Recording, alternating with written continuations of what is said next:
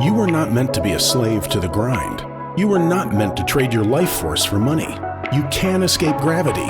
You can unlock your life. You got this. Let's go. Hello and welcome to Unlock Your Life. This is your host, Jennings. Today, we're going to be talking about how do I buy apartments with no money? How do people buy apartments with no money down? How do they buy apartments if they don't have millions of dollars in the bank? It seems like this is the first obstacle that people face. And for a lot of people, I would say 90+%, it stops them, right? Because why solve an impossible problem? I look at an apartment, I don't have $1 million, I can't buy it, whatever. I'm going to go on with my day-to-day life. However, can this problem be solved? Can you buy apartments with creative financing? Can you buy apartments with no money down? Is it possible? And if it is possible, maybe I could learn how to do it. Maybe even I could do it. Maybe I could build a portfolio without having to have millions of dollars in the bank first. So before we get into that, guys, I wanted to put this out there. Our conference is coming up. We had a conference last February in Charleston. It was a huge success. We're doing it again. If you want to come, I'd love to meet you. I'd love to hang out with you. So it's February, like 28th, 29th, the very end of February. And the first day of March, it's like speaker lineup. There's going to be panels. We're going to be talking about creative financing. We're going to be talking about operations. We're going to be talking about raw land. If you listen to that podcast with Brent Bowers about flipping raw land, he's going to be there.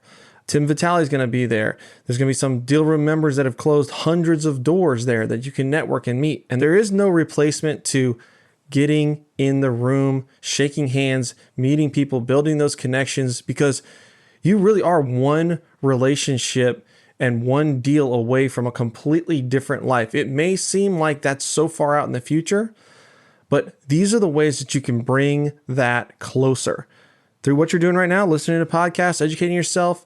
But if you'd like to join us at the conference, hang out with me for a weekend. It's like Thursday evening is a VIP dinner. There's 5 VIP tickets left. Then we've got conference all day Friday, half day Saturday. There's going to be lunch provided. There's going to be an awards banquet dinner. It's going to be a lot of fun. Love to see you there. And it's not super expensive to come to. So if you're in my Facebook group, it's pinned right in the announcements. If you're in the deal room, it's pinned in the announcements. If you're not, shoot me a message and I'll get you a link so you can get a ticket. And hey, take your wife to Charleston. Take your husband. Take your spouse. Enjoy a weekend in Charleston. Charleston's a really cool destination city. And end of February, beginning of March, the weather's actually pretty nice. So it's not a bad place to have a real estate conference. So I think back to, I would say 6 years ago. And 6 years ago, I was intently studying multifamily. I was taking a course. I was reading books. I was searching on LoopNet. I was searching on Craigslist, the MLS, all that stuff, trying to find a deal and really just dreaming. And dreaming is how it starts. Dreaming is not bad, but I was dreaming because when I would look at these deals, I remember looking at a deal in South Carolina and it was like $800,000 for this 30 or 40 unit apartment complex. And thinking, well, that's great, but I would need a $200,000 down payment at least, maybe even a little bit more. And I don't have $20,000. I mean, there's no way that I've got 200 grand, and I'm really not that close to having 200 grand.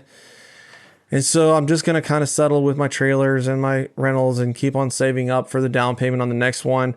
And it was really discouraging. I wanted to grow, but that barrier of I don't have the down payment, even if I found a deal, was so big in my mind. And I think that you may or may not be in the same position, but a lot of people are.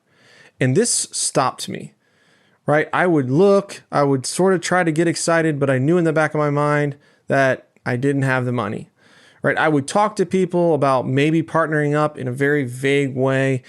Nobody seemed super interested in that. And so none of this stuff materialized. So I want to talk to you about 3 strategies that you can use to buy deals with none of your own money or no money down. And I've bought $63 million worth of real estate using these strategies. Okay. So when I started, I didn't have the capital. I didn't have the down payments, right? But I had vision, I had a goal, and I was able to learn some of these strategies and then plug into networks. I went to conferences like I'm talking about going to. I went to masterminds. I joined other real estate groups. I plugged in and I found the people that could help me get to where I wanted to go because I could help them get to where they wanted to go. So let me break down 3 strategies that you can use to buy a deal with no money down. So if you're out there and you're thinking, I can't even look, I can't even try because this obstacle's so big, listen up, take some notes, and see what you can do with this information. Okay? So, number 1 option, I'm going to start with probably the worst option, but the number 1 option that we're going to go through the 3 is seller financing. Okay? So, seller financing is hard to come by, right? These deals are kind of like unicorns. Typically, there's a pretty deep personal connection, like you know the person or you've built trust with the person. They see you know what you're doing or believe that you can do the job. And so they're able to let you walk into the deal with no money down, right? Sometimes they want 5% down or 10% down or something small. Sometimes, we've talked to sellers who want 50% down. And that doesn't really help you because you can get better terms with a bank than 50% down. So you think, oh, seller financing, get excited. However, they want a huge down payment, that's your problem. That's what we're talking about today. So if you can find a seller who wants to let go of the property, turn it over to you, and just let you step in to the management role and make payments to them, this is a strategy to use. However, this is going to be very, very difficult, right? To find someone that's going to agree to that, to let you just make payments to them for 30 years and put no money down.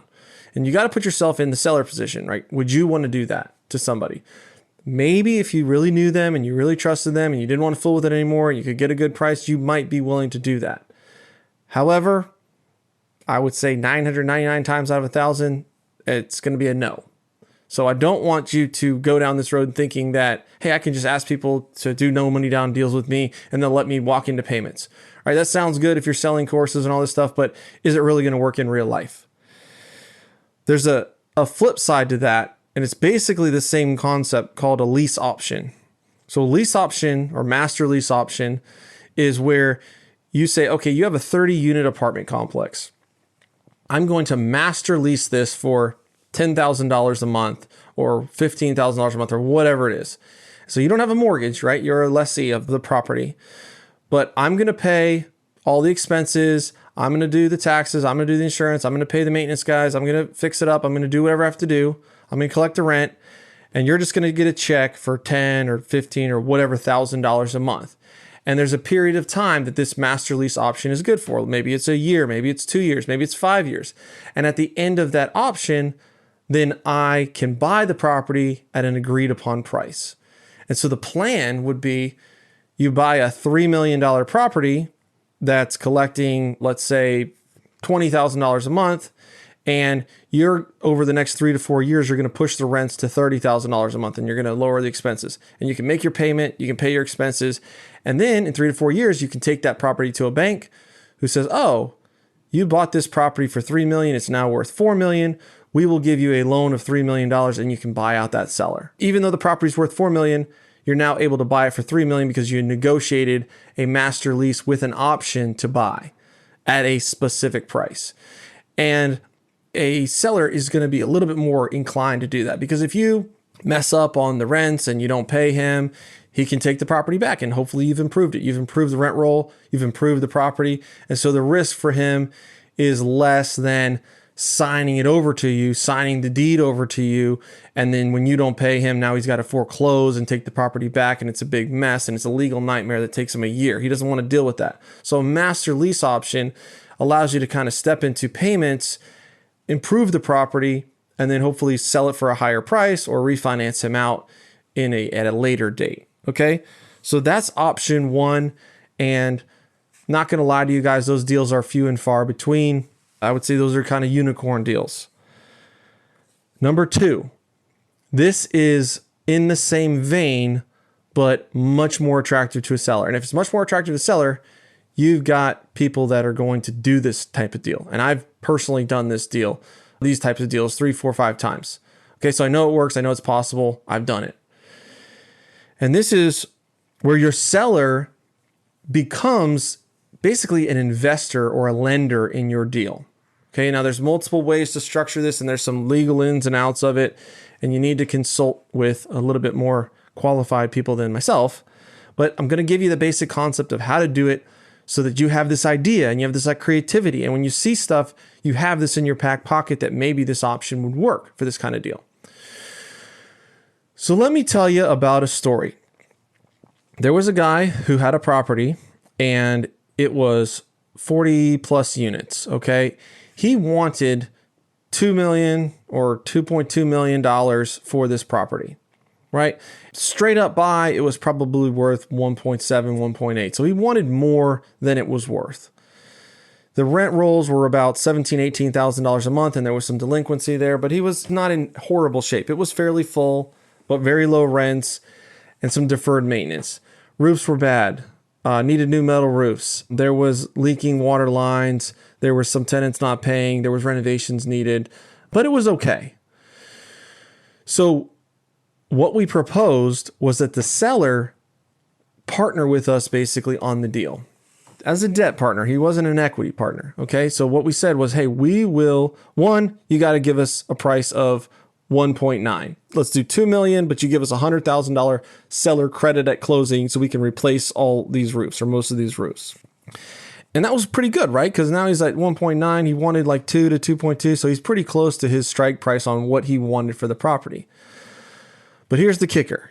Here's the catch, if you will. What we offered him was, you're going to get $1.5 million at closing, and the rest of the balance, right? There's $400,000 left. You're going to hold that in a note, right? We're going to owe you $400,000, and you're going to be basically our investor. So instead of us bringing $400,000 to the table at closing, you're going to bring the $400,000 to the closing table.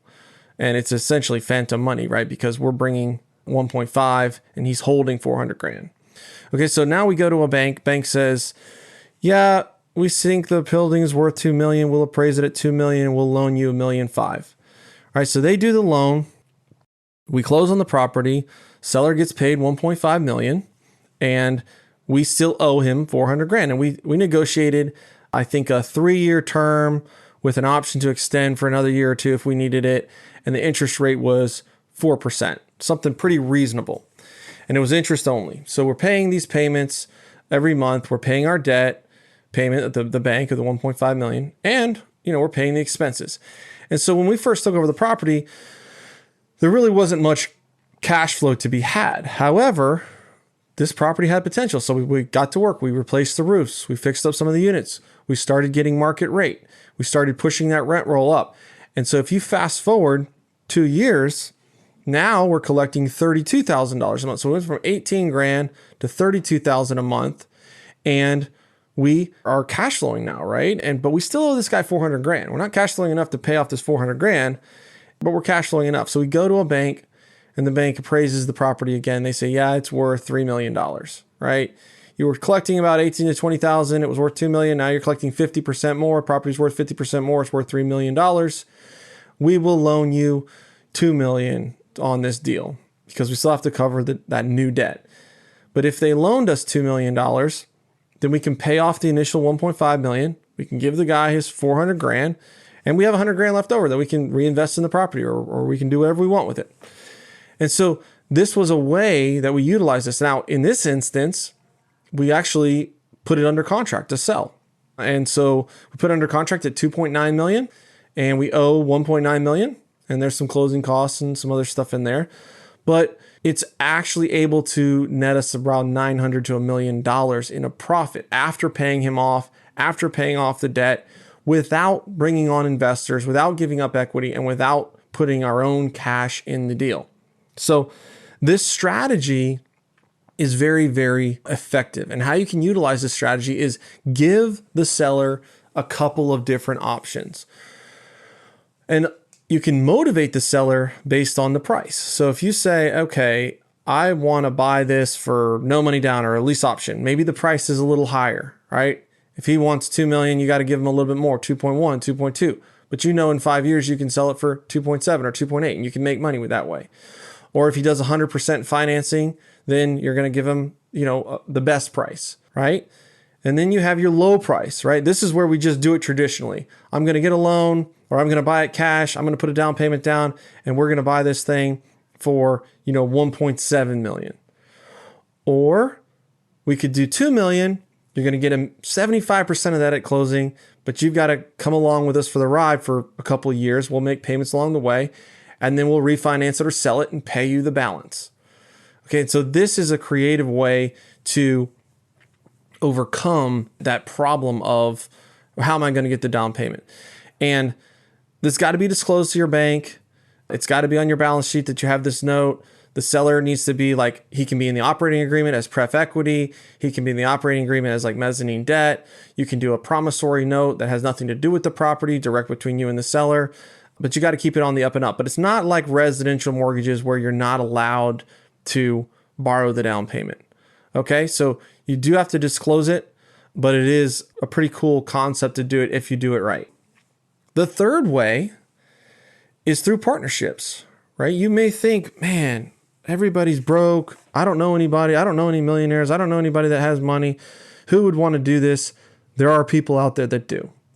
And if everyone in your circle is broke, what do you need to do? You got to get in a different circle. You got to get in a different room. If everybody around you is talking about the same problems and the same, W-2, 9 to 5 issues, and I just got a 50 cent an hour raise, and I'm now, saving up for the new, ATV 4-wheeler, and my payment's only going to be $350 a month. Like, you got to get out of those circles. You got to move into circles of people who have resources and are looking to grow those resources, build those income and income streams and net worth. And they're willing to help somebody else and help them grow because you're helping them.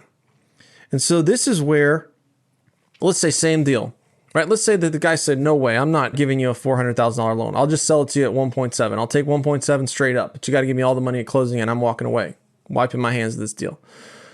All right, so now I got to go to the bank. The bank maybe is going to give me 1.3 million, something like that. And I got to come up with 400 grand in a down payment. And so what can I do? Well, I can go to somebody, right? A joint venture. This would be the simplest way to do that. Say, hey, if you throw in 400 grand, I've got this deal. I've got it under contract. I've negotiated the terms. Here's my plan. Here's what we're going to do. I got a seller credit to do the roofs. Will you give me 400 grand and I will split this deal with you 50-50, or you'll get 60% of the deal, or you'll get 70% of the deal, or I'll pay you an interest rate on the money, a preferred return, and you'll get an equity share as well. There's a lot of different ways to structure that. But if you lay that out to where he can put in 400 grand, right? So let's go through this same scenario. Now our cost basis is 1.7. We take the rent roll up and we sell it for 2.93 million. What's the profit on that? 1.3, right? So he gets his 400 grand back and he gets half of 1.3, which would be what? $650,000, right? So he's got his 400 back and he made 650 grand in 3 years.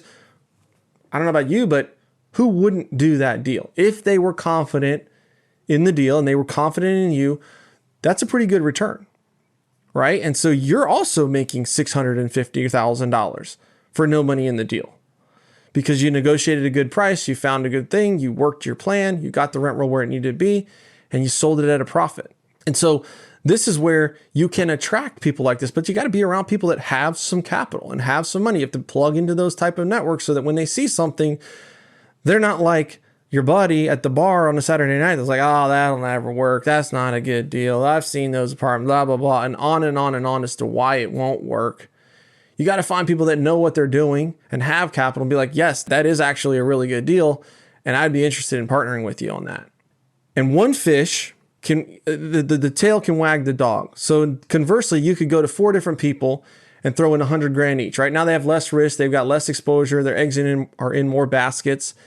And you don't have one guy that 2 weeks before closing can be like, yeah, you know what? I'm getting divorced and I'm not putting my 400 grand in, or I don't think it's that good of a deal anymore. And I'm pulling my 400 grand. Now you're scrambling. Whereas if you have one guy that backs out, well, now you only have to replace one other guy, right? With 100 grand, which is a much easier problem to solve than one investor for 400 grand.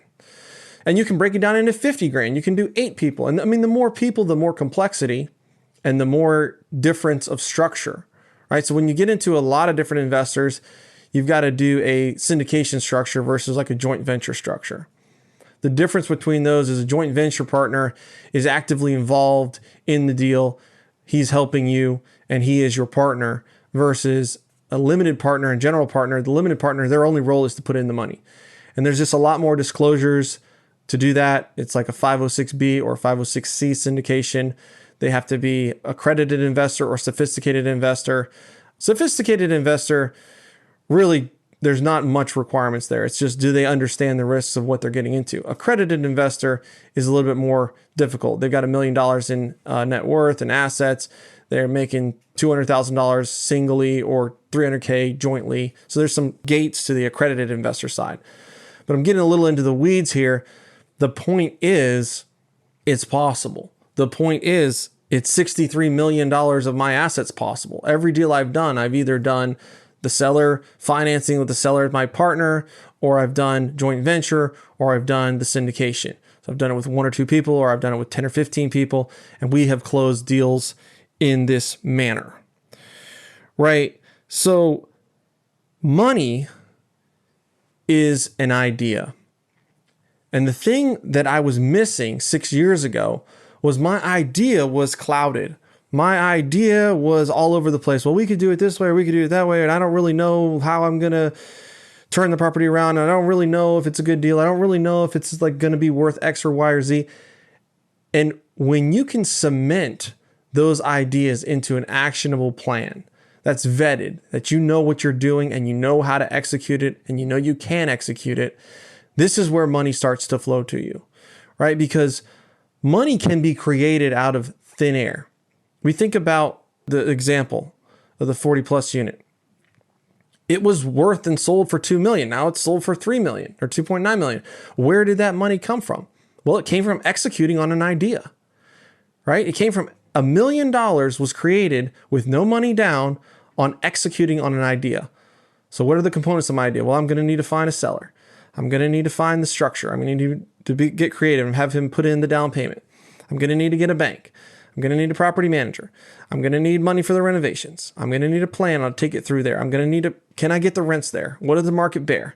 What can I refinance it for? What can I sell it for? Will this plan work? And then putting it down in a logical fashion, making that idea real so that somebody can concretely read it and understand it and invest with you so that you can execute that idea. There is something called the red car syndrome or red car story, right? So if I asked you, hey, when you were going into work today, how many red cars did you see on the road? And you made me throw me a guess like 20, 10, 50, I don't know. And then I said, well, listen, I want you to be right. Like it really matters. What was the exact amount of red cars that you saw? You'd probably say, well, I don't know exactly. Like I don't confidently know. Well, let's take the same example. Let's say that I told you, hey, when you come into work tomorrow, I want you to count every single red car that you see, and every single one that you see, I'm going to pay you $100. Well, you're going to be on it. That whole drive, you're not going to be listening to the radio. You're not going to be spacing out. You are going to be head on a swivel looking for every red car that you can find so you can make $2,000, $10,000, $20,000 that morning because every red car that you see, I'm going to pay you $100 for it, right? And that's like opportunity. When we don't know what it is or realize there's somebody that's willing to pay for this opportunity, there's money to be made, there's money to be created, $1 million, $100,000, $10,000 opportunities just fly right by us and they're just lost in the noise. And it amazes me at how uncurious most people are. They see a McDonald's and they see, well, let me go get a burger. I see McDonald's and I think, man, how did they structure that? Is that on a 100-year ground lease? Like who paid to build that building? I wonder how much the manager's making. I wonder how much the guy who owns that McDonald's is making. How many of those McDonald's does he own? How many does he buy? What's the cash flow on that? How did he finance that? There's opportunity right there in that McDonald's. Now that's not my field and I'm not about to go out and buy a McDonald's, but I'm just saying when you open your eyes to this stuff, there is opportunity and ideas that can be created and translated into real tangible capital and cash in your bank account if you know how to organize those ideas and sell yourself, persuade other people to buy into your deal, and show them how they can benefit from the deal as well. And this is how we did this. This is how we built the portfolio that we did. Because we weren't born with a silver spoon in our mouth. I didn't start my career, I got $10 million in capital in the bank. Let's get started buying multifamily. And if that had been the case, I may have lost it, right? Because you learn lessons along the way. You start small. You start with manageable stuff. I started with a 12 unit. Well, I started with a trailer and a rental home, and I started with a 12 unit and a 19 unit and a 42 unit and a 63 unit, then an 80 unit, then a 200 unit. I kind of built my way to where I could safely and effectively manage and identify these opportunities and these ideas.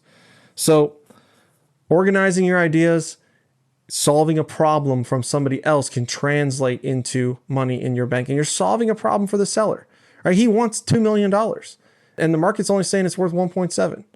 You're solving a $300,000 problem for this guy. Now, does he have to get on your side, wait a couple years, delay his gratification? Yeah. But is he willing to do that? I don't know. And you don't know either until you ask. So if you want to get like a baseline on how do I understand this stuff, hit me up. Just shoot me a message. I'll send you my underwriting spreadsheet. I'll send you a little 8-video course on how to underwrite deals. I can send you a document I got, how to make a compelling written pitch. Just text me like, hey, can I get the written pitch idea? This is how to like organize your thoughts, organize your ideas to present to investors so that it makes sense. Like, what's in it for me? What's the downside? How can I protect myself from losing money? And the more you organize and the more concrete and real you make these ideas, the more they happen. But if you let them just float around and like maybe someday, instead of someday starts today. So take some time this week, reach out to me, educate yourself on this, start looking around and being like, what if the down payment wasn't an obstacle? What would I do? How would I act? What kind of offers would I make if that wasn't a problem for me? And when you start thinking that way and thinking this problem can be solved, this is when you start to get results and you start to make traction. So guys, have a great week. Thanks for tuning in. I appreciate each and every one of you. I had somebody reach out to me last week saying that they quit their W-2 job. They joined the deal room, they built their portfolio and quit their W-2 job because of this podcast and because of what they've been doing and learning in multifamily and making progress. And that's my mission. That's my purpose, is to help. My purpose is to help you unlock your life and to live life at the fullest, whatever you're called to do, right? And whatever you are called to do, more resources, and this is going to help you achieve that stuff. And I want you to achieve whatever God's called you on this earth and put you here to achieve. So if you're unhappy, if you're grinding it out, this is not your future, what you're doing, take the steps necessary to start moving in that right direction and unlock your life. All right, guys, have a great one. Peace.